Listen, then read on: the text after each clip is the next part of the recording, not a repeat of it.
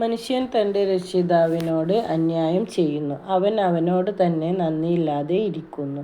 സൂറത്തുൽ ആദിയാത്ത് 6-ാമത്തെ ആയത്ത്. ആത്മീയ സാരം. ശുക്ർ എന്നത് നിന്റെ ജീവിതത്തിലെ നൂറ് വരുത്തുന്ന അമൽ ആണ്. നന്ദിയുള്ള ഹൃദയം ദൈവത്തിൻ്റെ അനുഗ്രഹത്തിന് ഏറ്റവും ശക്തമായ മാഗ്നറ്റാണ്. നിയത്ത് മനസ്സിൻ്റെ ദിശയും ആകർഷണത്തിൻ്റെ അടിസ്ഥാനവും. അതിൽ നാം പഠിക്കും നിയത്ത് എങ്ങനെ ആത്മീയ ദിശയെ നിയന്ത്രിക്കുന്നു, എങ്ങനെ അബ്ജദ് വൈബ്രേഷൻ നിയത്തിൽ നിന്നു മാറുന്നു എന്നും. നിയത്ത് ആകർഷണത്തിൻ്റെ ഹൃദയം. നിയത്ത് എന്താണ്? നിയത്ത് എന്നത് നിന്റെ ഹൃദയത്തിൽ നിന്ന് ഉയരുന്ന ദിശയാണ്. അത് നിന്നിൽ പ്രവർത്തിക്കും, ദുആക്കും വൈബ്രേഷൻ തരുന്നു.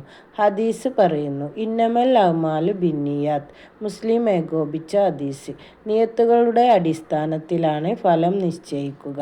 Your intention creates reality. ഇസ്ലാമിൽ പറയുന്നു, നീ എന്ത് ഉദ്ദേശിക്കുന്നു അത് നിന്റെ വഴിയിൽ തുറന്നു നൽകുന്നു.